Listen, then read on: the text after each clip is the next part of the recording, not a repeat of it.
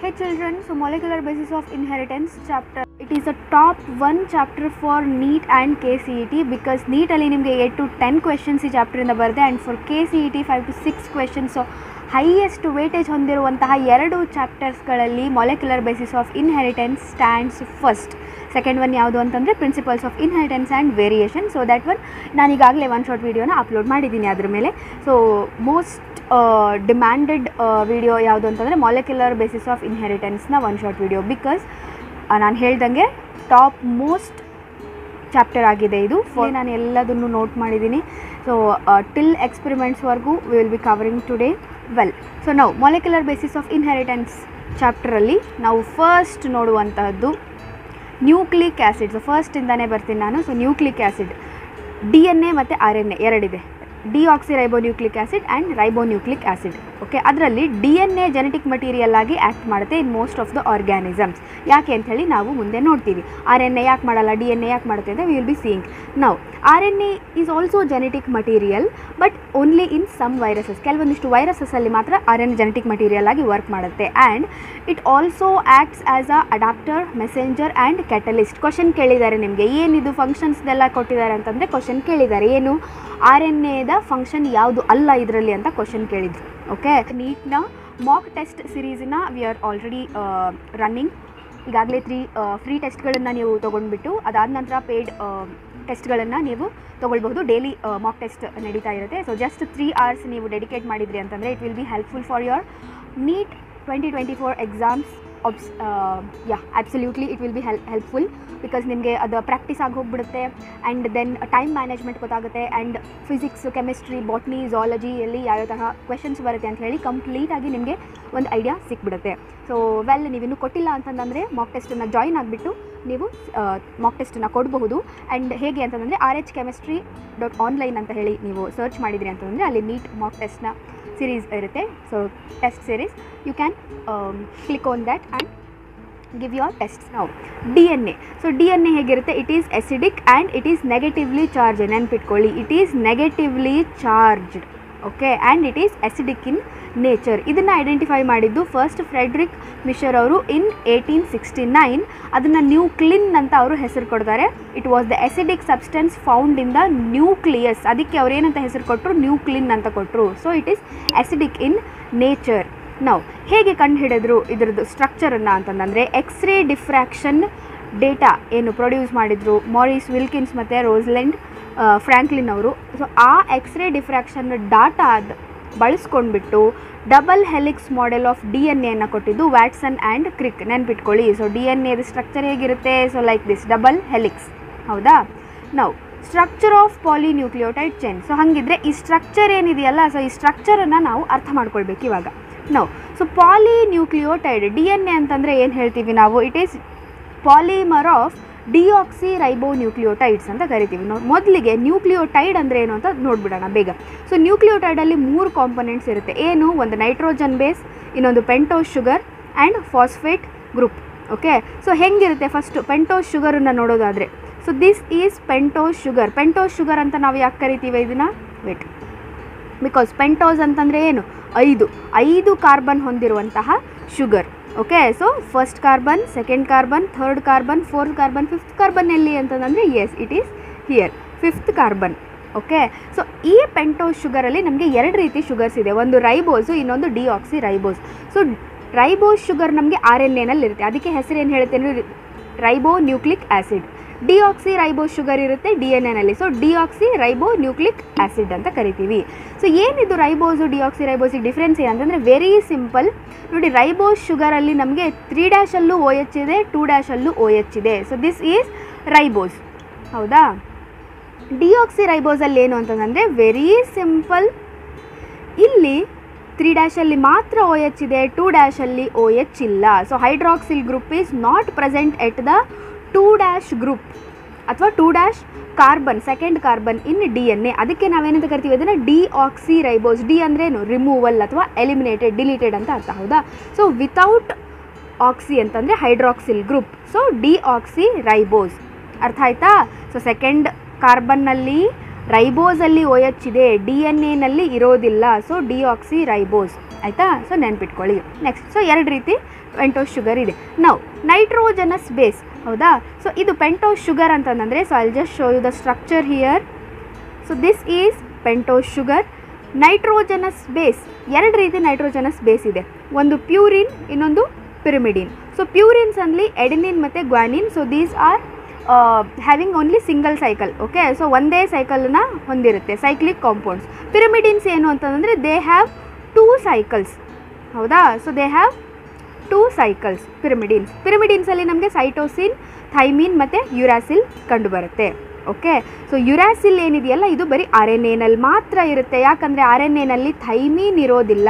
Okay, so RNAನಲ್ಲಿ ನಮಗೆ adenine ಇದೆ, ಗ್ವಾನಿನ್ ಇದೆ, ಆ್ಯಂಡ್ ಸೈಟೋಸಿನ್ ಇದೆ, ಆ್ಯಂಡ್ ಯುರಾಸಿಲ್ ಇದೆ, ಥೈಮಿನ್ ಇರೋದಿಲ್ಲ. ಅದೇ DNA ನೆನ್ಪಿಟ್ಕೊಳ್ಳಿ, ತುಂಬ ಇಂಪಾರ್ಟೆಂಟ್ ಇದು. CET ನೀಟಲ್ಲಿ ಸಾಕಷ್ಟು ಸರ್ತಿ ಕೇಳಿದ್ದಾರೆ, which of the following nitrogenous base is present in only RNA ಅಥವಾ ಓನ್ಲಿ DNA ಅಂತ ಕೇಳ್ತಾರೆ. Okay, so adenine, guanine, cytosine, uracil ಬದಲು thymine. Okay, so you have to remember this, ಆಯಿತಾ. ಆ್ಯಂಡ್ ಥೈಮಿನಿನ ಇನ್ನೊಂದು ಹೆಸರು ಏನು ಅಂತಂದರೆ 5-ಮಿಥೈಲ್ ಯುರಾಸಿಲ್ ಅಂತಂದರೆ ಥೈಮಿನ್ನ ಸ್ಟ್ರಕ್ಚರು ಸೇಮ್ ಯುರಾಸಿಲ್ ತರಹನೇ ಇದೆ.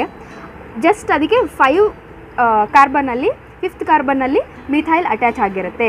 Okay, so that is thymine, ಆಗುತ್ತಾ.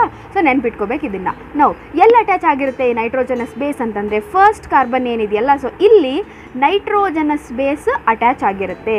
ಓಕೆ, ಪೆಂಟೋಸ್ ಶುಗರಿನ ಫಸ್ಟ್ ಕಾರ್ಬನ್ನಲ್ಲಿ ನೈಟ್ರೋಜನ್ ಅಟ್ಯಾಚ್ ಆಗಿರುತ್ತೆ. ಸೊ ಯಾವ ಬಾಂಡ್ ಇರುತ್ತೆ ಅಲ್ಲಿ ಅಂತಂದರೆ ಇಲ್ಲಿ glycosidic bond is present. Very important this is glycosidic bond, ಆಯಿತಾ. ಸೊ ಈ ಸ್ಟ್ರಕ್ಚರನ್ನು ನಾವೇನಂತ ಕರಿತೀವಿ, ನ್ಯೂಕ್ಲಿಯೋಸೈಡ್ ಅಂತ ಕರಿತೀವಿ. ಓಕೆ, ಸೊ ನ್ಯೂಕ್ಲಿಯೋಸೈಡ್ ಅಂದರೆ ಏನು, pentose sugar plus nitrogen base is called as nucleoside. ಇನ್ನು ನೆಕ್ಸ್ಟ್ ಇನ್ನೊಂದು ಬರುತ್ತೆ, ಏನು ಇಲ್ಲಿ ಫಾಸ್ಫೇಟ್ ಗ್ರೂಪ್ ಬರುತ್ತೆ. ಸೊ ಫಾಸ್ಫೇಟ್ ಗ್ರೂಪ್ ಎಲ್ಲಿ ಬರುತ್ತೆ ನಮಗೆ, yes it is attached to the 5th carbon. So ಇಲ್ಲಿಗೆ ಫಾಸ್ಫೇಟ್ ಗ್ರೂಪ್ ಅಟ್ಯಾಚ್ ಆಗಿದೆ. ಆ್ಯಂಡ್ ಈ ಬಾಂಡನ್ನು ನಾವೇನಂತ ಕರಿತೀವಿ, so this bond, okay, so this bond is called as phosphoester bond. So this bond is called as phosphoester bond. ನೆನ್ಪಿಟ್ಕೊಳ್ಳಿ, ಶುಗರ್ಗೆ phosphate attach ಆಗುವಂಥ bond phosphoester bond, ಶುಗರ್ಗೆ ನೈಟ್ರೋಜನ್ ಬೇಸ್ ಅಟ್ಯಾಚ್ ಆಗುವಂಥದ್ದು ಗ್ಲೈಕೋಸೈಡಿಕ್ ಬಾಂಡ್. ಓಕೆ, ಸೊ ಈಗ ಈ 3 ಇದನ್ನು ಸೇರಿಸಿ ನಾವೇನಂತ ಕರಿತೀವಿ, we call it as nucleotide, 3 components, ಹೌದಾ. ಬರೀ ಶುಗರು ನೈಟ್ರೋಜನಸ್ ಬೇಸ್ ಇದ್ದರೆ ನ್ಯೂಕ್ಲಿಯೋಸೈಡ್ ಅಂತ ಕರಿತೀವಿ. Okay, so that same is given here. ನಾವು phosphodiester bond is present between 2 nucleotides. ಅಂದರೆ ಡೈನ್ಯೂಕ್ಲಿಯೋಟೈಡ್ ಅಂದರೆ ಏನು ನೋಡಿ, ನಾನೇನು ಹೇಳಿದೆ, ಸೊ ಇದು ಒಂದು ನ್ಯೂಕ್ಲಿಯೋಟೈಡು, ಹೌದಾ. ಸೊ ಇಲ್ಲಿ ಫಾಸ್ಫೇಟ್ ಗ್ರೂಪ್ ಇದೆ, ಆಯಿತಾ. ನೆಕ್ಸ್ಟ್ ಇಲ್ಲಿ ಏನಿರುತ್ತೆ, OH ಗ್ರೂಪ್ ಇರುತ್ತೆ ಎಟ್ 3' ಎಂಡ್, ಹೌದಾ. ಸೊ ನೆಕ್ಸ್ಟ್ ನಮಗೆ ಇಲ್ಲಿ ಇನ್ನೊಂದು ನ್ಯೂಕ್ಲಿಯೋಟೈಡ್ ಚೈನ್ ಬರುತ್ತೆ. ಸೊ ಇಲ್ಲಿ 5' ಎಂಡ್ಗೆ ಫಾಸ್ಫೇಟ್ ಇದೆ. ಓಕೆ, ಸೊ ಈ ಫಾಸ್ಫೇಟ್ ಏನು ಮಾಡುತ್ತೆ ನಮಗೆ ಇವಾಗ ಈ ರೀತಿಯಾಗಿ 2 ನ್ಯೂಕ್ಲಿಯೋಟೈಡ್ಗಳ ಮಧ್ಯ ಬಾಂಡ್ ಫಾರ್ಮೇಷನ್ ಆಗುತ್ತೆ. ಈ ಬಾಂಡನ್ನು ನಾವೇನಂತ ಕರಿತೀವಿ, so this bond is called as phosphodiester bond. Okay, so bond between 2 nucleotides is called as phosphodiester bond, ಆಯಿತಾ. ನಾವು salient features of double helical structure of DNA ಏನಿದೆ ಅಂತ ನೋಡೋದಾದರೆ ನೋಡಿ, 2 ಪಾಲಿನ್ಯೂಕ್ಲಿಯೋಟೈಡ್ ಚೈನ್ಸ್ ಇರುತ್ತೆ ನೋಡಿ ಈ ರೀತಿಯಾಗಿ. ಸೊ ಈ ತರಹ ಒಂದ್ರ ಹಿಂದೆ ಒಂದು ಈ ರೀತಿಯಾಗಿ ಒಂದು ಚೈನ್ ಆಯಿತು. ಅದೇ ತರಹ ಈ ಕಡೆ ಕೂಡ ಇನ್ನೊಂದು ಚೈನ್ ಫಾರ್ಮ್ ಆಗಿರುತ್ತೆ. ಓಕೆ, ಸೊ ಈ ರೀತಿಯಾಗಿ 2 ಪಾಲಿನ್ಯೂಕ್ಲಿಯೋಟೈಡ್ ಚೈನ್ಗಳಿರುತ್ತೆ DNA ಓಕೆ, ನಾವು ಯಾರು ಕೊಟ್ಟರು ಈ ಡಬಲ್ ಹೆಲಿಕಲ್ ಸ್ಟ್ರಕ್ಚರನ್ನು ಮರಿಬಾರ್ದು, ಯಾರು, ವ್ಯಾಟ್ಸನ್ ಆ್ಯಂಡ್ ಕ್ರಿಕ್ ಕೊಟ್ಟರು, ಹೌದಾ. So we have seen already Watson and Crick ಅವರು ಡಬಲ್ ಹೆಲಿಕಲ್ ಸ್ಟ್ರಕ್ಚರ್. ಏನು ಡಬಲ್ ಹೆಲಿಕಲ್ ಸ್ಟ್ರಕ್ಚರ್ ಅಂತಂದರೆ ಲೈಕ್ ದಿಸ್, ಹೌದಾ. ಸೊ ಇದನ್ನು ಡಬಲ್ ಹೆಲಿಕಲ್ ಸ್ಟ್ರಕ್ಚರ್ ಅಂತ ಕರಿತೀವಿ. ಸೊ DNA ನಾವು ನೀಟಾಗಿ ನೋಡೋದಾದರೆ, ಸೊ ಈ ರೀತಿಯಾಗಿ ಅದು ಕಾಯಿಲ್ ಆಗಿದೆ ಅಲ್ವಾ, ನಾವು ಸೀದಾ ಇಟ್ಕೊಂಡು ನೋಡೋದಾದರೆ ಏನಿರುತ್ತೆ ನಮಗೆ ಇಲ್ಲಿ ಶುಗರ್ ಮಾಲಿಕ್ಯೂಲ್ ಇದೆ, ಅದಕ್ಕೆ ಫಾಸ್ಫೇಟ್ ಗ್ರೂಪ್ ಅಟ್ಯಾಚ್ ಆಗಿದೆ, ಹೌದಾ. ನೆಕ್ಸ್ಟ್ ಶುಗರ್ ಮಾಲಿಕ್ಯೂಲ್ಗೆ ಅಗೇನ್ ಫಾಸ್ಫೇಟ್ ಗ್ರೂಪ್ ಶುಗರ್, ಹೌದಾ. ಸೊ ಇದೇ ತರಹ ಶುಗರ್ ಫಾಸ್ಫೇಟ್ ಗ್ರೂಪ್ ಈ ರೀತಿಯಾಗಿ ಅಟ್ಯಾಚ್ ಆಗಿರುತ್ತೆ, ಹೌದಾ. ಸೊ ಇದಕ್ಕೆ ನೆಕ್ಸ್ಟ್ ಏನು ಅಟ್ಯಾಚ್ ಆಗಿದೆ, ಇಲ್ಲಿ ನೈಟ್ರೋಜನಸ್ ಬೇಸ್ ಅಟ್ಯಾಚ್ ಆಗಿದೆ. ಓಕೆ, ಸೊ ಇದೇ ತರಹ ಈ ಕಡೆಯೂ ಕೂಡ ನಮಗೆ ಶುಗರ್ ಮಾಲಿಕ್ಯೂಲು, ಫಾಸ್ಫೇಟು ಜೊತೆಗೆ ನೈಟ್ರೋಜನ್ ಬೇಸ್, ಹೌದಾ, ನೈಟ್ರೋಜನ್ ಬೇಸ್ ಈ ರೀತಿಯಾಗಿ ಅಟ್ಯಾಚ್ ಆಗಿರುತ್ತೆ. ಓಕೆ, ಸೊ ಹಾಗಾಗಿ ಬ್ಯಾಕ್ ಬೋನ್ ಏನಿದೆ ನೋಡಿ ನಮ್ಮದು ಶುಗರ್ ಮತ್ತು phosphate, it is the backbone, it forms the backbone of DNA. Polynucleotide. Okay, and bases project inside. ಹೌದಾ, ಸೊ ನೈಟ್ರೋಜನಸ್ ಬೇಸ್ ಏನಾಗಿದೆ ನೋಡಿ, ಒಳಗಡೆ ಪ್ರೊಜೆಕ್ಟ್ ಆಗ್ತಾ ಇದೆ. ಹೌದಾ, so they are projecting inside. Next, 2 chains have antiparallel polarity. ಏನು antiparallel polarity ಅಂತ ನೋಡಿ, ಫಾಸ್ಫೇಟ್ ಇದೆ ಅಂತಂದರೆ it is 5' end and this is 3' end. Next ಇಲ್ಲೇನಿರುತ್ತೆ ನಮಗೆ, so here it is 3' end and it is 5' end. Okay, ಅಂದರೆ ಹೇಗಿರುತ್ತೆ ಅಂತಂದರೆ ಉಲ್ಟಾ ಇರುತ್ತೆ DNA ಸ್ಟ್ರಕ್ಚರ್. ಸೊ ನಿಮಗೆ DNA ಸ್ಟ್ರಕ್ಚರ್ ನಿಮ್ಮ ಬುಕ್ಕಲ್ಲಿ ಕೊಟ್ಟಿರೋದು ನೋಡೋದಾದರೆ ಎಸ್ ಸಿ, ಸೊ ಈ ರೀತಿಯಾಗಿದೆ. ಹೌದಾ, ಸೊ ಒಂದು 5' ಇಂದ 3' ಒಂದು ಚೈನ್ ಹೋದರೆ ಇನ್ನೊಂದು ಚೈನ್ ನೋಡಿ 3' to 5' ಈ ರೀತಿಯಾಗಿ, ಅಂತಂದರೆ ಆ್ಯಂಟಿ ಪ್ಯಾರಲಲ್. ಹೌದಾ, ನೋಡಿ ಒಂದು ಈ ತರಹ ಹೋಗಿದೆ, ಇನ್ನೊಂದು ಈ ರೀತಿಯಾಗಿ ಹೋಗಿದೆ. ಹೌದಾ, ಸೊ ಉಲ್ಟಾ. ಸೊ ಅದನ್ನು ನಾವೇನಂತ ಕರಿತೀವಿ, ಆ್ಯಂಟಿ ಪ್ಯಾರಲಲ್ ಅಂತ ಕರಿತೀವಿ. Okay, so we call it as anti parallel.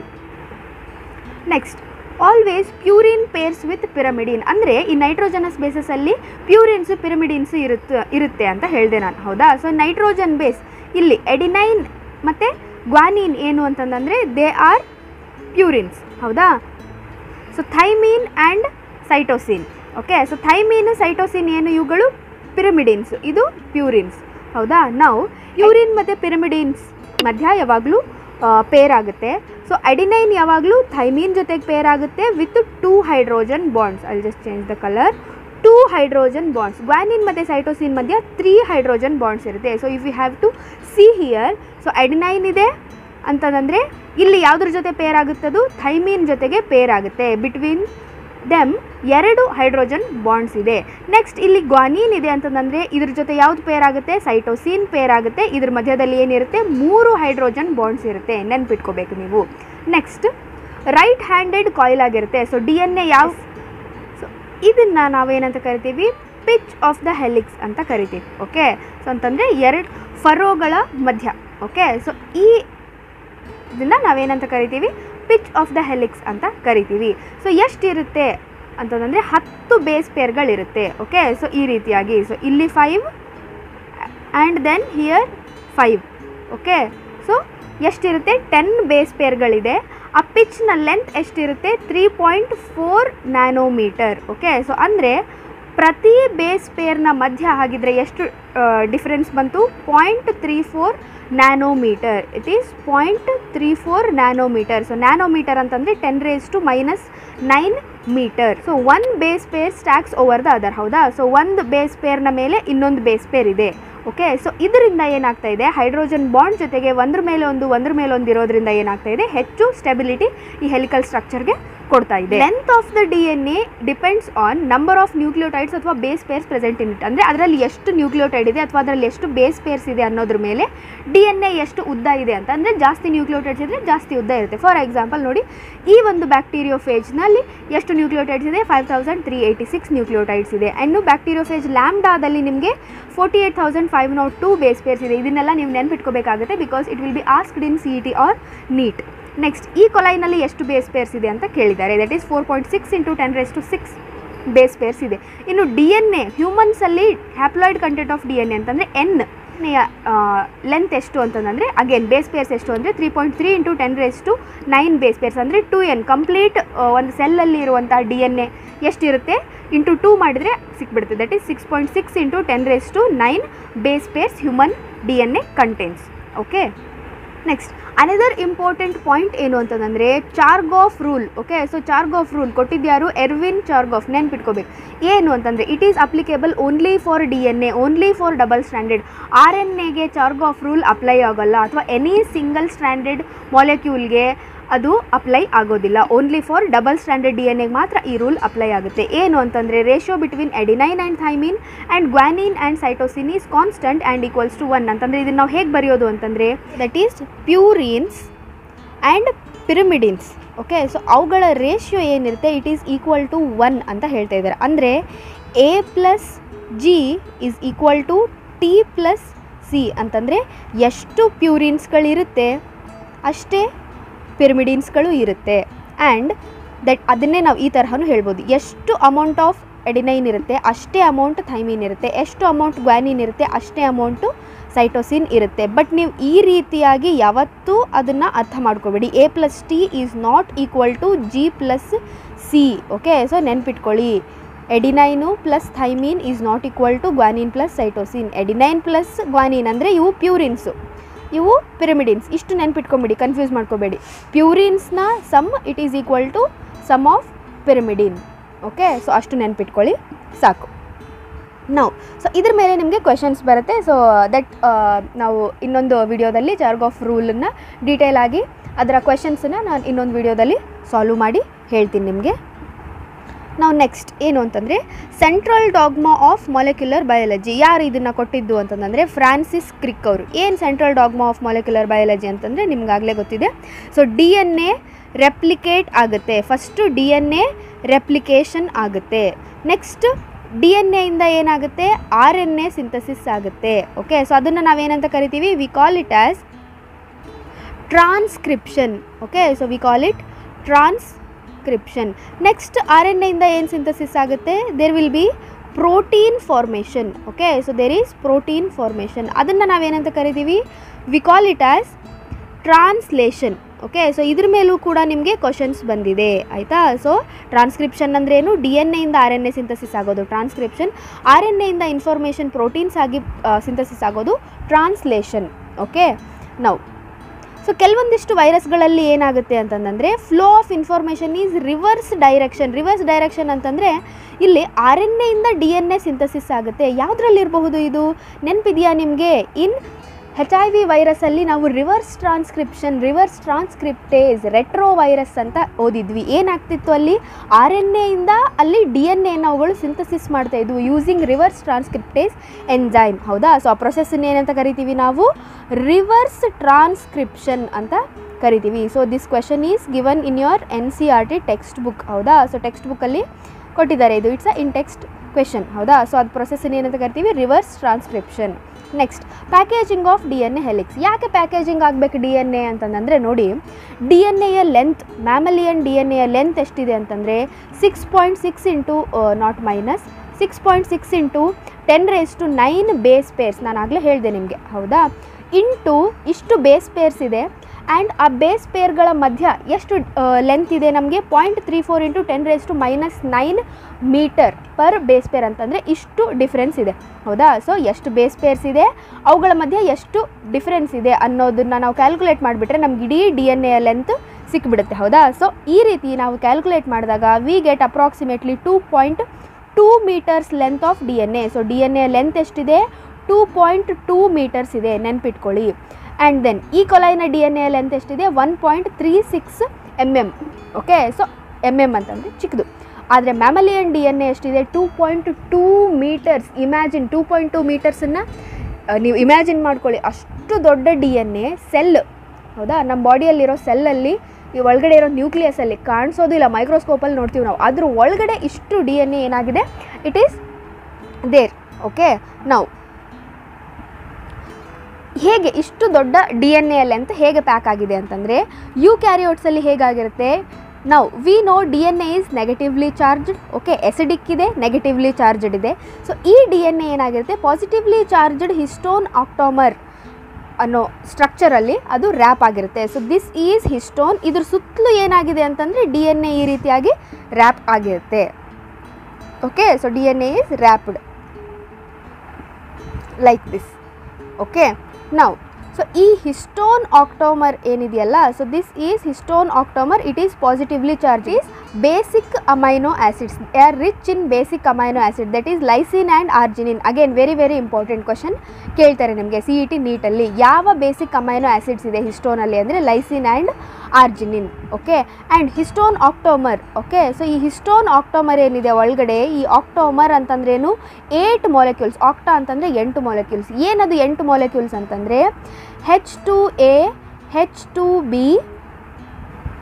H3 and H4. ಈ 4 ಏನಾಗಿರುತ್ತೆ ಅಂತಂದರೆ ಡಬಲ್ ಆಗಿದೆ, 2 ಇದೆ. Okay, so 4 into 2, so 8 molecules ಆಯಿತು. ಸೊ ಈ 8 molecules core of the histone. Okay, so ಇಲ್ಲಿದೆ, ರೈಟ್.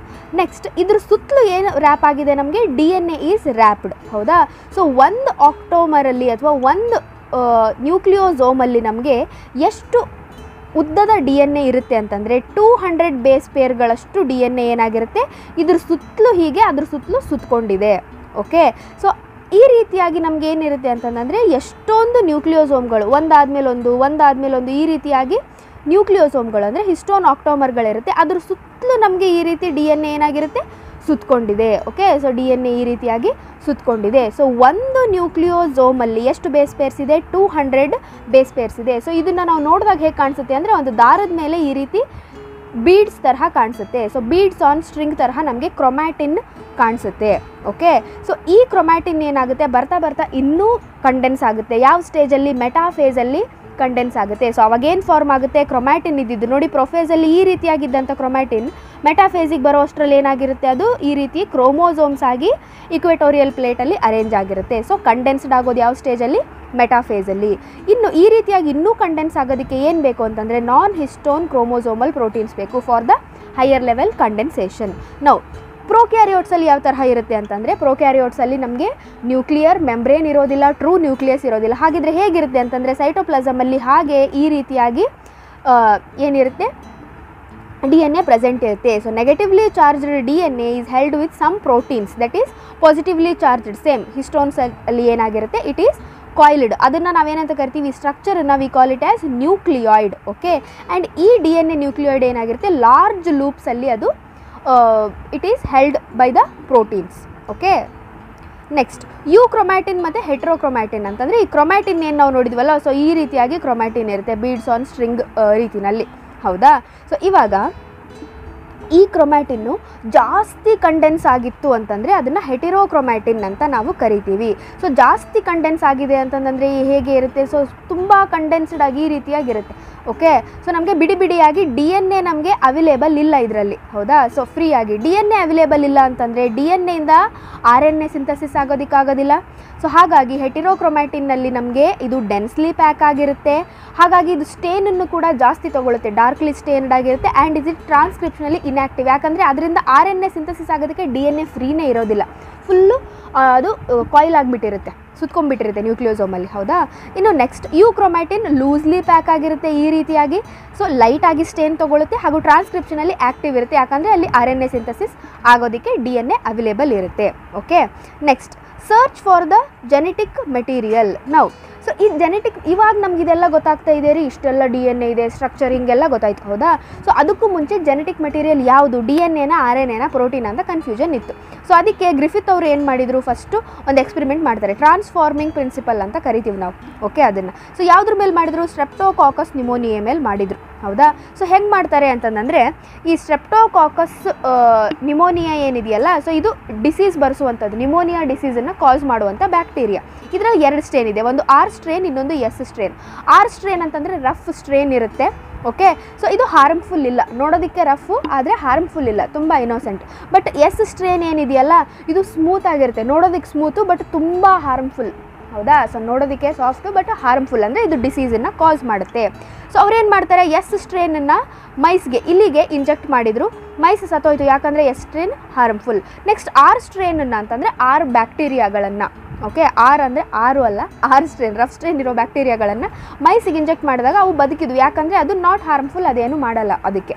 ನೆಕ್ಸ್ಟ್ ಏನು ಮಾಡಿದ್ರು? ಹೀಟ್ ಕಿಲ್ಡ್ S ಸ್ಟ್ರೇನ್ ಅಂತಂದರೆ S ಸ್ಟ್ರೇನ್ ಬ್ಯಾಕ್ಟೀರಿಯಾಗಳನ್ನು ಅವರು ಹೀಟ್ ಮಾಡ್ತಾರೆ. ಹೀಟ್ ಮಾಡಿದಾಗ ಬ್ಯಾಕ್ಟೀರಿಯಾಗಳು ಸತ್ತೋಯ್ತು. ಸೊ ಸತ್ತು ಹೋಗಿರುವಂತಹ S ಸ್ಟ್ರೇನನ್ನು ಅವರು ಮೈಸಿಗೆ ಇಂಜೆಕ್ಟ್ ಮಾಡಿದಾಗ ಮೈಸ್ಗಳು ಬದುಕಿತ್ತು. ಯಾಕಂದರೆ ಅಲ್ಲಿ ಆ S ಸ್ಟ್ರೇನೇ ಇರೋದಿಲ್ಲ, ಇಟ್ ಈಸ್ ಡ್ಯಾಮೇಜ್ಡ್. ಹೌದಾ? ಸೊ ಹಾಗಾಗಿ ಮೈಸ್ಗೆ ಎಫೆಕ್ಟ್ ಆಗೋದಿಲ್ಲ, ಅವು ಬದುಕುತ್ತೆ. ನೆಕ್ಸ್ಟ್ ಏನು ಮಾಡ್ತಾರೆ? ಈ ಹೀಟ್ ಕಿಲ್ಡ್ S ಸ್ಟ್ರೇನ್ ಜೊತೆಗೆ ಜೀವಂತ ಇರೋ R ಸ್ಟ್ರೇನ್ ಬ್ಯಾಕ್ಟೀರಿಯಾಗಳನ್ನು ಅವರು ಮೈಸಿಗೆ ಹಾಕ್ತಾರೆ. ಆವಾಗ ಮೈಸ್ಗಳು ಸತ್ತೋಯ್ತು. ಯಾಕೆ? R ಸ್ಟ್ರೇನ್ ಅಂತೂ ಡಿಸೀಸ್ ಕಾಸ್ ಮಾಡೋಲ್ಲ, S ಸ್ಟ್ರೇನು ಹೀಟ್ ಕಿಲ್ಡ್ ಆಗಿದೆ. ಹಾಗಿದ್ರೆ ಮೈಸ್ ಹೇಗೆ ಸತ್ತೋಯ್ತು? ಆ ಮೈಸ್ಗಳಿಂದ ಅವ್ರಿಗೆ ಏನು ಸಿಕ್ತು? ಆ ಸತ್ತೋಗಿರೋ ಮೈಸಿಂದ ಅವರು ಎಕ್ಸ್ಟ್ರಾಕ್ಟ್ ಮಾಡಿದಾಗ ಅವ್ರಿಗೆ ಅದರಲ್ಲಿ S ಸ್ಟ್ರೇನ್ ಸಿಕ್ತಂತೆ. ಸೊ ಹಾಗಿದ್ರೆ ಹೇಗೆ ಬಂತು ಈ S ಸ್ಟ್ರೇನ್ ಅಂತಂದರೆ ಈ ಇರೋ R ಸ್ಟ್ರೇನೇ ಏನಾಗಿ ಬದಲಾಗಿದೆ? R ಸ್ಟ್ರೇನ್ ಆಗಿ ಅದು ಬದಲಾಗಿದೆ. ಓಕೆ, ಸೊ ಅಂದರೆ ಸಮಥಿಂಗ್ ಈಸ್ ಟ್ರಾನ್ಸ್ಫಾರ್ಮಿಂಗ್, ಅಂದರೆ ಏನೋ R ಸ್ಟ್ರೇನನ್ನು ಬದಲಾಯಿಸ್ತು, ಟ್ರಾನ್ಸ್ಫಾರ್ಮ್ ಮಾಡಿತು. ಅದು ಏನು ಅಂತ ಅವ್ರಿಗೆ ಇನ್ನೂ ಕಂಡು ಹಿಡ್ದಿಲ್ಲ. But there is something transforming, ಏನೋ ಒಂದು ಇನ್ಫಾರ್ಮೇಷನ್ ಪಾಸ್ ಆಗ್ತಾ ಇದೆ ಅಂತ ಗೊತ್ತಾಯ್ತು. ಅದನ್ನೇ ಅವರು ಟ್ರಾನ್ಸ್ಫಾರ್ಮಿಂಗ್ ಪ್ರಿನ್ಸಿಪಲ್ ಅಂತ ಹೇಳಿದರು. ನೆಕ್ಸ್ಟ್ ಬಯೋಕೆಮಿಕಲ್ ಕ್ಯಾರೆಕ್ಟರೈಸೇಷನ್ ಅಂದರೆ ಅದು ಏನಪ್ಪ ಅಂಥೇಳಿ ಎವರಿ ಮ್ಯಾಕ್ಲಾಯ್ಡು ಮೆಕ್ಕಾರಿಟಿ ಅವ್ರಿಗೆ ಏನು ಮಾಡ್ತಾರೆ ಅವರು? ಅದು DNA-ನೋ RNA-ನೋ ಪ್ರೋಟೀನೋ ಏನು ರೀ ಅದು ಟ್ರಾನ್ಸ್ಫಾರ್ಮ್ ಮಾಡಿದ್ದು ಅಂತ ಅವರು ಕಂಡುಹಿಡಿಯೋದಕ್ಕೆ ಸ್ಟಾರ್ಟ್ ಮಾಡ್ತಾರೆ. ಸೊ ಗ್ರಿಫಿತ್ ಎಕ್ಸ್ಪೆರಿಮೆಂಟನ್ನು ಮತ್ತೊಮ್ಮೆ ಮಾಡ್ತಾರೆ. ಏನು ಮಾಡ್ತಾರೆ ಅವರು? ಫಸ್ಟು ಪ್ರೋಟಿಯೇಸ್ ಹಾಕಿದ್ರು ಅದಕ್ಕೆ. ಎಕ್ಸ್ಪೆರಿಮೆಂಟಲ್ಲಿ ಪ್ರೋಟಿಯೇಸನ್ನು ಯೂಸ್ ಮಾಡ್ತಾರೆ. ಆವಾಗ ನಾರ್ಮಲ್ಲಾಗಿ ಏನಾಯಿತು, ಏನು ಎಫೆಕ್ಟ್ ಆಗಲಿಲ್ಲ, ಅದು ನಾರ್ಮಲಾಗಿ ಟ್ರಾನ್ಸ್ಫಾರ್ಮ್ ಆಯಿತು, ಮೈಸ್ಗಳು ಸತ್ತೋಯ್ತು. ಹಂಗಿದ್ರೆ ಪ್ರೋಟೀನ್ಸ್ ಕೂಡ ಅಲ್ಲ, ಪ್ರೋಟಿಯೇಸ್ ಅಂತಂದ್ರೇನು, ಪ್ರೋಟೀನ್ಸ್ಗಳನ್ನು ಡೆಸ್ಟ್ರಾಯ್ ಮಾಡುವಂಥ ಎಂಜೈಮ್ಸ್ಗಳು. ಸೊ ಪ್ರೋಟೀನ್ ಏನಾದರೂ ಒಂದು ವೇಳೆ ಟ್ರಾನ್ಸ್ಫಾರ್ಮ್ ಮಾಡುವಂತಹ ಮೆಟೀರಿಯಲ್ ಆಗಿತ್ತು ಅಂತಂದರೆ ಪ್ರೋಟೀನ್ಸ್ಗಳು ಡ್ಯಾಮೇಜ್ ಮಾಡ್ತಾ ಇದ್ದೀವಿ ನಾವು. ಸೊ ಹಾಗಾಗಿ ಅಲ್ಲಿ ಟ್ರಾನ್ಸ್ಫಾರ್ಮ್ ಆಗಬಾರ್ದಿತ್ತು, ಬಟ್ ಅಲ್ಲಿ ಟ್ರಾನ್ಸ್ಫಾರ್ಮ್ ಆಯಿತು. ಸೊ ಹಾಗಾಗಿ ಪ್ರೋಟಿಯೇಸಸ್ಗಳು ನಮಗೆ ಬೇಕಾಗಿರೋ ಜೆನೆಟಿಕ್ ಮೆಟೀರಿಯಲ್ ಅಲ್ಲ. ನೆಕ್ಸ್ಟ್ RNAsಗಳನ್ನು ಹಾಕ್ತಾರೆ, ಅಂದರೆ RNAಯನ್ನು ಡೆಸ್ಟ್ರಾಯ್ ಮಾಡುವಂಥದ್ದು, ಹೌದಾ, ಡೆಸ್ಟ್ರಾಯ್ ಮಾಡೋ ಎಂಜೈಮ್. ಸೊ RNAಸನ್ನು ಹಾಕಿದಾಗೂ ಅವುಗಳು ನಾರ್ಮಲಾಗಿ ಟ್ರಾನ್ಸ್ಫಾರ್ಮ್ ಆಗುತ್ತೆ, ಏನು ಎಫೆಕ್ಟ್ ತೋರಿಸ್ತಾ ಇಲ್ಲ ನಮಗೆ ಎಕ್ಸ್ಪೆರಿಮೆಂಟಲ್ಲಿ. ನೆಕ್ಸ್ಟ್ DNAsನ್ನು ಹಾಕ್ತಾರೆ, ಅಂದರೆ DNA ಡೆಸ್ಟ್ರಾಯ್ ಮಾಡೋ ಎಂಜೈಮ್ಸನ್ನು. ಆವಾಗ ಅಲ್ಲಿ ಎಫೆಕ್ಟ್ ಆಯಿತು, ಅಂದರೆ ಅಲ್ಲಿ ಟ್ರಾನ್ಸ್ಫಾರ್ಮೇಷನ್ ಆಗಲಿಲ್ಲ. ಯಾಕೆ, ಅಲ್ಲಿ DNA ಮೇನ್ ಅಲ್ಲಿ ಇರೋ ಜೆನೆಟಿಕ್ ಮೆಟೀರಿಯಲ್ಲು ಟ್ರಾನ್ಸ್ಫಾರ್ಮ್ ಮಾಡೋದಕ್ಕೆ. ನೀವು ಅದನ್ನೇ ಡೆಸ್ಟ್ರಾಯ್ ಮಾಡಿದ್ರೆ ಹೆಂಗಾಗುತ್ತೆ, ಟ್ರಾನ್ಸ್ಫಾರ್ಮು ಆಗೋದಿಲ್ಲ, ಹೌದಾ. ಸೊ ಈ ರೀತಿಯಾಗಿ DNA ಜೆನೆಟಿಕ್ ಮೆಟೀರಿಯಲ್ ಅಂತ ಹೇಳಿ ಅವರು ಬಯೋಕೆಮಿಕಲ್, ಅಂದರೆ ಕೆಮಿಕಲಿ ಏನದು ಮಟೀರಿಯಲ್ ಅಂತ ಹೇಳಿ ಕಂಡುಹಿಡಿತಾರೆ. ಎವರಿ ಮ್ಯಾಕ್ಯುಲಾಯ್ಡ್ ಮೆಕ್ಕಾರ್ಟಿ. ಸೊ ಇವೆಲ್ಲ ನೆನ್ಪಿಟ್ಕೋಬೇಕು ನೀವು, okay. Next unequivocal proof for DNA as genetic material. ಇದನ್ನು ಕೊಟ್ಟಿದ್ಯಾರು ಅಂದರೆ ಹರ್ಷಿ ಆ್ಯಂಡ್ ಚೇಸ್ ಅವರು ಕೊಡ್ತಾರೆ. ಸೊ ಇವರು ರೇಡಿಯೋ ಆ್ಯಕ್ಟಿವ್ ಸಲ್ಫರ್ ಮತ್ತು ರೇಡಿಯೋ ಆ್ಯಕ್ಟಿವ್ ಫಾಸ್ಫರಸನ್ನು ಬಳಸ್ಕೊಂಡ್ಬಿಟ್ಟು ಈ ಕೊಲೈನ ಮೇಲೆ ಮಾಡ್ತಾರೆ. ಸೊ ಯಾವ ಆರ್ಗ್ಯಾನಿಸಮ್ ಮೇಲೆ ಮಾಡಿದರು, ಯಾರು ಮಾಡಿದರು, ಏನದು ಅನ್ನೋದು ನಿಮಗೆ ಗೊತ್ತಿರಬೇಕು ಎಕ್ಸ್ಪೆರಿಮೆಂಟ್. ಸೊ ನಾನು 3 ಎಕ್ಸ್ಪೆರಿಮೆಂಟ್ಗಳನ್ನು ನಿಮಗೆ ನನ್ನ ಚಾನಲಲ್ಲಿ ಅವೈಲೇಬಲ್ ಇದೆ, ಡೀಟೇಲಾಗಿ ಎಕ್ಸ್ಪ್ಲೇನ್ ಮಾಡಿದ್ದೀನಿ. ಗ್ರಿಫಿತು, Hershey and chase, ಮೆಸಲ್ಸನ್ and stall, 3 ಎಕ್ಸ್ಪೆರಿಮೆಂಟ್ಗಳು ಇದೆ. ನೀಟಾಗಿ ಒಂದು ಸರ್ತಿ ನೋಡ್ಕೊಂಡು ಬಿಟ್ರಿ ಅಂತಂದರೆ ಫುಲ್ ಕ್ರಿಸ್ಟಲ್ ಕ್ಲಿಯರ್ ಆಗೋಗ್ಬಿಡುತ್ತೆ ನಿಮಗೆ, ಓಕೆ. ಸೊ ಈ ಕೊಲೈ ಮೇಲೆ ಮಾಡ್ತಾರೆ. ಸೊ ಹೇಗೆ ಏನು ಅಂಥೇಳಿ ನೀವು ಅದನ್ನು ನೋಡಿ ಗೊತ್ತಾಗುತ್ತೆ. ಸೊ ಏನಾಯಿತು ಇದರಲ್ಲಿ ಅಂತಂದರೆ ಫಾಸ್ಫರಸ್ ಏನಾಯಿತು, ನಮಗೆ ಜೆನೆಟಿಕ್ ಮಟೀರಿಯಲ್ ಇರುವಂಥದ್ದು ಫಾಸ್ಫರಸ್ಸಲ್ಲಿ, ಹೌದಾ.